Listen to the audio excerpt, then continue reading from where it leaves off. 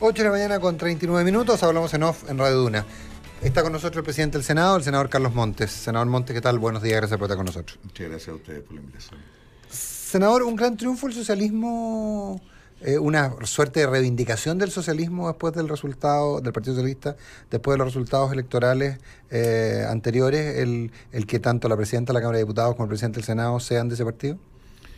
No hablaría de triunfo, yo creo que es importante y plantea ¿Pero es una señal? muchos desafíos, ¿eh? O sea, da mucha responsabilidad de cómo se hace política en esta nueva situación. ¿Por qué responsabilidad? Porque los presidentes de las cámaras tienen que asegurar que las instituciones funcionan, y funcionan respetando los derechos de todos. Y en segundo lugar, también son dirigentes políticos, por lo tanto tienen que ver de qué manera sus propias visiones logran abrirse mejor camino.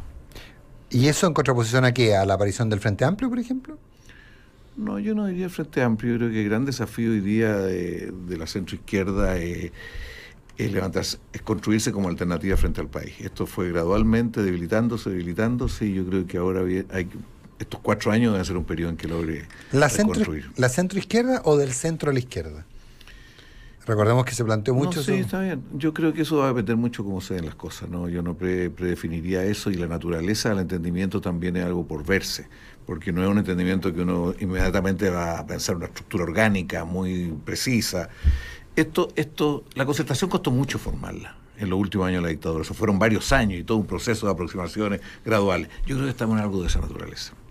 ¿De que se va a formar algo así o usted pretende...? No, que es un proceso complejo de hacer acciones comunes, de plantearse objetivos. Creo que haber elegido las dos cámaras por parte de partidos y fuerzas de oposición es ya un primer objetivo cumplido. ¿Echa de menos usted ese ambiente de composición de un bloque amplio como el de la concertación? Y si lo echa de menos, ¿hay algún grado de autocrítica a cómo se hizo en el gobierno de Bachelet más nueva mayoría que concertación? Mira, yo creo que el debilitamiento de la centroizquierda es algo que viene de más atrás. O sea, lo que ocurrió en la elección Lagos-Lavín ya era una señal muy clara. O sea, parte de los sectores populares votaron por Lavín en ese momento. Yo estuve a cargo de la segunda vuelta y vi muy de cerca todo eso. Yo creo que hay un problema de proyecto, de rediscutir el proyecto. Michelle Bachelet representó un intento de hacer cambios más estructurales en función de asumir los temas de desigualdad que se habían venido acumulando. Se lograron avances, a mi juicio, muy significativos, que no tienen que ver ni con izquierdización ni nada por el estilo. Es simplemente volver a la normalidad de las democracias latinoamericanas y mundiales. No hay ninguna, me refiero a educación, por ejemplo, o incluso el sistema tributario. Estamos conversando con el presidente del Senado, el senador socialista Carlos Montes. Senador, ¿con qué sensación queda de los últimos días del gobierno de la presidenta Bachelet? Yo creo que fue bastante desordenado y bastante difícil de entender. No vale ni la pena hablar mucho de eso para nosotros, ¿no? O sea, porque... Bueno, usted lo ha dicho, con ustedes. Sí. Pero es un hecho político. Sí, es un hecho político. Hubo varios desórdenes que no tendrían por qué haberse producido en ese momento, porque hay cuestiones que se deberían haber decidido antes, en fin. Pero yo no quiero entrar mayormente. Ayer Eugenio Tironi, ahí sentado ahí mismo, decía que este es un problema que no se dio la última semana, que la desvinculación o la desafección al poder o del liderazgo de Michelle Bachelet con su entorno ya se venía produciendo hace mucho tiempo, y que lo último fue sencillamente un desmadre y la muestra de un proceso largo, de que no tenía el poder total ahí con sus ministros y su entorno, la presidenta Bachelet. Fue un problema de todo el gobierno, cómo se ejercía el mando en el gobierno inicial. Anterior de Michelle Bachelet tuvo otra estructura, que lo hizo con el ministro de Hacienda, en fin, construyó una estructura de gobierno. En este le fue más difícil y, bueno, finalmente se tomaban las decisiones, además que eran decisiones en este periodo más estructurales, de cambios más estructurales. Entonces, de repente, un ministro tomó un camino que se equivocó y no logró corregirse oportunamente. En fin, yo creo que hubo dificultades durante prácticamente todo el gobierno en la manera de estructurar el mando. Y en particular, ya no respecto de la gestión de reformas, sino como en los descuentos, la chacra de los descuentos, digamos. Las últimas 2 semanas, ¿cómo se explica? Usted dice no quiero hablar de eso, pero tanta desprolijidad y bueno, y ahora todos como que siempre hay que andar buscando de quién es la culpa y apuntando con el dedo, todos apuntando a alguien que también es socialista, que es Analía Uriarte, que era la consejera más cercana de la presidenta. Sí, bueno, yo no tengo detalles, no tengo información de detalle, no sé qué pasó, por ejemplo, porque se plantea de que debió haberle pedido la renuncia al general Villalobos mucho antes. Eso, yo no conozco los detalles, hay bastantes antecedentes que circulan en el sentido de que él habría renunciado incluso antes, pero no tengo los detalles, no estoy en condiciones de opinar por qué ocurrió como ocurrió. Y respecto a Punta Peuco, sin lugar a dudas eso debe haber sido mucho antes. O sea, ¿qué sentido tenía hacerlo en los últimos días? Porque incluso aunque se tomara la decisión, probablemente eso era reversible. O sea, no era una... Yo creo sí que Punta Peuco debió haber terminado antes de una manera muy ordenada, por algo se hizo así, o sea, se preparó Colina para trasladar a los presos en condiciones de seguridad separado del resto de la población. Segregado, pero porque no puede ser de otra manera, eso yo estoy absolutamente convencido que no puede ser de otra manera. Me tocó estar en la cárcel en la época de Pinochet, en la Galería 2, donde eran militares, en general y carabineros, los presos, y no podían estar mezclados con el resto de la población porque no tenían ninguna garantía de seguridad, incluso las familias cuando iban a las visitas. Había un problema y en todo el mundo entiendo que hay una cierta segregación de una parte de la población, un tratamiento distinto. Acá esto se debió haber hecho antes, no cerrar Punta Peuco. Punta Peuco había que reorientarlo hacia otro objetivo. No perder las plazas, digamos. No, y con la escasez, con lo hacinado que está la población penal, especialmente mujeres, en fin, creo que había una cierta necesidad. ¿Por qué se hizo así? Yo creo que ahí hubo cierta confusión y bueno, las declaraciones en los últimos días han sido peores incluso que los hechos. Senador Carlos Montes, presidente del Senado, usted hace mucho tiempo tiene un rol particular que es de de generar diálogos, pero no es de los parlamentarios que toma trinchera, cabeza caliente, ni más bien es proclive al diálogo. Y hoy día todo el mundo habla de los Blumen Lovers y que el presidente Piñera está intentando hacer como un gran ambiente de diálogo y conversación. ¿Usted ha conversado con Blumen? ¿Qué papel va a jugar usted ahí? ¿Qué condiciones? Porque algunos dicen también que la nueva mayoría o la ex nueva mayoría va a poner muchas condiciones en determinados proyectos para dialogar y sentarse a conversar. ¿Cómo ve usted lo que viene adelante en la relación del gobierno con la política en general? Mire, efectivamente yo creo que el diálogo es fundamental.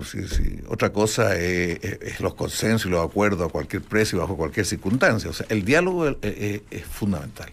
A partir de eso es bien importante que se expresen las distintas posiciones y pueda conocerse mucho más sus argumentos que en otras etapas. Yo creo que, desde mi punto de vista, una de las cosas que debiera enriquecer al Senado es que haya más debate sustantivo. Hay que se expresen más las visiones políticas, incluso valóricas. Y a partir de eso ver en qué hay acuerdo y en qué no hay acuerdo. Creo que hay áreas temáticas donde es mucho más fácil avanzar en acuerdo. Creo claramente el tema de la infancia, claramente el tema de seguridad, probablemente cambio climático. Hay ciertos temas donde uno no puede decir de que hay posiciones muy firmes de nadie, porque aquí estamos en proceso de construir respuestas, de diagnóstico y respuesta. O sea, respecto a los niños, no es un problema simplemente de separar el Sename, si eso no va a resolver muchos problemas. El problema de los niños es un problema mucho más de fondo, claro. Y de que aquí es clave lo que ocurre en educación, lo que ocurre en muchas dimensiones, en la familia.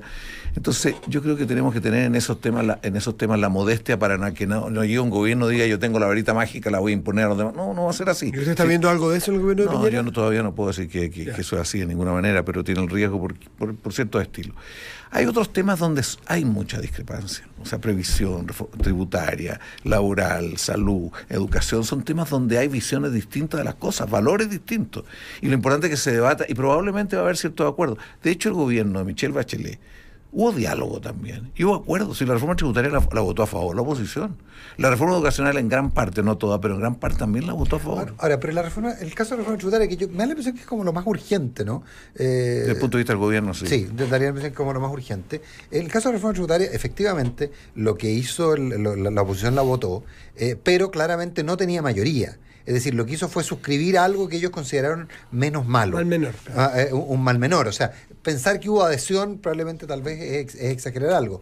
Pero ¿qué se puede hacer en la materia? Porque en términos prácticos la reforma, la implementación de la reforma está siendo más compleja. ¿Usted cree que es necesaria una reforma o por la vía administrativa se podrían resolver los problemas porque aquí estamos hablando de integración o desintegración finalmente como una forma de resolver el problema?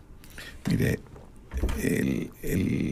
cómo se dio el debate y cuánta participación tuvo la oposición, al final Juan Andrés Fontaine tuvo mucha participación. Muchísima. Por cierto. Y en muchos de los temas que hoy día están discutiéndose, él tuvo mucha participación y ayudó a resolver un impasse que había en ese momento. Y él dio el camino para que la derecha también la apoyara, que fue, desde el punto de vista nuestro, en algunos aspectos retroceder bastante en lo que era la reforma original, particularmente en lo que eran los paraísos fiscales, particularmente en paraísos fiscales. Y en el tema de la ganancia inmobiliaria. No, ahí logramos bueno, pero en fin, pero el tema más sustantivo desde el punto de vista nuestro que más nos costó, y por la norma anti-elusión terminamos aceptando de que fuera como fue. Pero yo creo que la reforma era muy necesaria, o sea, que hubiera mayor recaudación. En segundo lugar, era muy necesario terminar con un conjunto de situaciones bien anómalas, en el fondo excepcionales, casi privilegios que había. Me refiero al food, me refiero al goodwill, me refiero al drawback. O sea, podremos una lista de 15 temas que eran situaciones bastante anómalas en los sistemas tributarios normales. Ahora se quiere hacer una reforma, se dice bajar de 27 a 25 la tasa.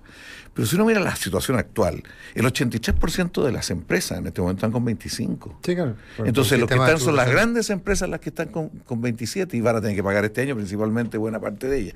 Algunas medianas grandes también son pocas. Sí. Entonces eso, en fin, es una manera de rebajar impuestos a las empresas más grandes. Y por otro lado, el tema de integrar o desintegrar, que es un viejo tema. Son muy pocos los países que tenían un sistema plenamente integrado como nosotros. Se presta para evasión y elusión, y eso llevó a la idea de tener un sistema semi-integrado. Y semi-integrado significa que se articulan los impuestos a las personas con los impuestos a las empresas, por decirlo así. Bueno, la semi-integración fue producto de la negociación, sí. Porque originalmente era un sistema 100% integrado, digamos. Tenía niveles de desintegración. Bueno, pero nosotros, era muy bajo. Los de la Comisión en general de Hacienda en ese entonces y muchos otros parlamentarios éramos más partidarios de una completa desintegración. O sea que haya claro el sistema contable de las empresas y el sistema contable de las personas. Ahí todos los espacios de elusión, de evasión y de problemas se reducen muchísimo. Entonces, esa discusión no es fácil porque también termina favoreciendo a aquellos que tienen mucho ingresos por el lado de las empresas y por el lado de las personas. Entonces tiende a ser muy favorable a los sectores de mayores ingresos también. Respecto a otra serie de aspectos más de procedimientos, han avanzado bastante en ellos. Hoy día los contadores reclaman por las complejidades porque hay un cambio en la manera de hacer, los formularios, las declaraciones, en fin. Y porque ellos argumentan que no hay ninguna claridad por parte del Servicio de Impuestos Internos respecto de cómo ir avanzando las cosas, que el propio Impuestos Internos no entrega los documentos a tiempo, los formularios. Sí, pero eso es discutible. Yo no sé si ustedes han entrevistado a la gente de Impuestos Internos, pero al menos los antecedentes que nos entregan dicen que haberlo entregado. Yo creo que hay una discusión más de fondo. Lo que pasa es que este año 2018 se va a pagar gran parte de los impuestos. O sea, del cálculo total del PIB este año se pagaría el 1.4 del PIB, este año se pagaría. Entonces eso va a generar reacciones bastante fuertes, sin lugar a dudas. Ahora, pero recordemos, el ministro Reina ha dicho que desde el punto de vista de la recaudación fiscal, la reforma debería ser neutra. Que ellos están apostando a una recaudación, desde el punto de vista de la recaudación, una reforma neutra. Pero eso de neutra, ¿qué significa? Significa que va a ser una segunda repartición de capitales y va a ser difícil. Nuestro compromiso va a hacerla una sola vez. Además, logramos que la tasa subiera de 5 a 8%. Pinochet tuvo una tasa de 10% para la repatriación. Aquí fue un tremendo regalo y ahora hacer una segunda repatriación. Entonces, neutro con recursos que provienen de repatriación, eso no es correcto. Pero el sentido original de mi pregunta, que me parece muy interesante cómo la llevó usted, pero el sentido original de mi pregunta era, aquí se ha planteado que la reforma tiene problemas de aplicación práctica. Y por ello es necesario legislar, y por ello es necesario modificar algunas cosas. ¿Usted piensa que no es necesario legislar y que finalmente el Servicio de Impuestos Internos podría actuar por la vía reglamentaria? ¿Se podrían resolver los problemas que se le atribuyen a la reforma? Yo no conozco ninguna reforma tributaria, chica o grande, en que no haya habido que hacer correcciones y precisiones posteriores. Porque esto tiene muchas complejidades. Mucho ajuste, por supuesto. Y hay mucha diversidad de casos, diversidad de situaciones. Y entonces, cambios, además. Si se demuestra que hay situaciones y que hay buena solución a esos problemas, ¿cómo no vamos a estar de acuerdo? Por cierto que vamos a estar de acuerdo. Pero a lo que es solución, no a la movilización. O sea, ustedes, por ejemplo, a volver a desintegrar, ustedes no, o sea, a volver a integrar, ustedes no están de acuerdo. Eso es un cambio más estructural del sistema tributario que existe hoy día. Y si hubiera que hacer un cambio, nosotros estaríamos justamente en el sentido contrario, de completa desintegración. Eso no digo el 100%, pero gran parte de los parlamentarios hoy día que no son de gobierno tienen esa posición. Senador Carlos Montes, usted detrás de la de la intención de diálogo que ha planteado el gobierno, ¿usted ve algún temor de retroceso mirado desde el punto de vista de un socialista que viene saliendo del gobierno? No usted del gobierno, sino que su partido, su coalición, es decir, que se deshagan parte de las reformas que hizo Michelle Bachelet. ¿Y dónde ve usted algún riesgo? Riesgo hay mucho, sin lugar a dudas. ¿Dónde ve los mayores riesgos usted? O sea, acá en lo que estábamos recién conversando, en el tema tributario y también en el tema educacional. En el tema educacional está discutiéndose en el Tribunal Constitucional en este momento las dos leyes de educación superior y los antecedentes que tenemos es que ya habían retrocesos fuertes, particularmente en el tema de las empresas con lucro agua arriba, en el caso de Labriate sobre todo y algo de Santo Tomás. Ahí nosotros veíamos dificultad. Entiendo que eso se está revisando, rediscutiendo, que se bajaran los requisitos para que determinadas instituciones entraran a la gratuidad, por ejemplo, que también era otro tema en discusión. Hay otros temas. Ojalá que eso no ocurra, porque eso sería polarizar la situación muy rápido y inútilmente, porque va a seguir la discusión muy, muy fuerte. Y ojalá que eso no sea así. El Tribunal Constitucional tiene facultades, pero facultades específicas y limitadas y no puede exacerbarlas. El Tribunal Constitucional puede terminar siendo un punto de mucho conflicto entre gobierno y oposición. Mucho conflicto. De nuevo. De nuevo. Pero lo que pasa es que ahora la situación es peor, porque vamos a quedar una muy franca minoría y si hay un grupo que tiene una doctrina totalmente distinta sobre muchos temas... En el tribunal. En el tribunal. Eso va a generar un gran conflicto. Entonces, lo que se ha conversado inicialmente es que tiene que haber una reforma al Tribunal Constitucional en la manera de tomar decisiones, las mayorías para tomar decisiones, cómo echar abajo una ley solamente por un parlamentario. En fin, hay que ver cómo se tiene un sistema bastante más sólido. Bueno, senador Carlos Montes. Se viene mucho trabajo. Se viene mucho trabajo, pero lo fundamental yo creo que va a estar en recomponer, reconstruir una fuerza de centro-izquierda y un proyecto de centro-izquierda. Creo que ahí hay un desafío y revincularse a la ciudadanía de parte de todo este sector, revincularse porque la distancia... Y con una DC que por lo menos en la Cámara de Diputados se está acercando como bastante, por lo que hemos visto, al gobierno actual. Mire, yo quisiera verlo en su desarrollo esto, porque ahora parecen más bien acciones tácticas, no necesariamente opciones. Como colocando posiciones. O sea, yo creo que el gobierno también está probando, porque por un lado nos dice muchos acuerdos, muchas cosas, y por otro lado está tratando de avanzar y vienen proyectos complejos. Entonces nosotros tenemos que no estar discutiendo principalmente con el gobierno de Piñera, sino que fundamentalmente instalando una alternativa para el país. Senador Carlos Montes, 1.000.000 de gracias por estar con nosotros. Nos vamos.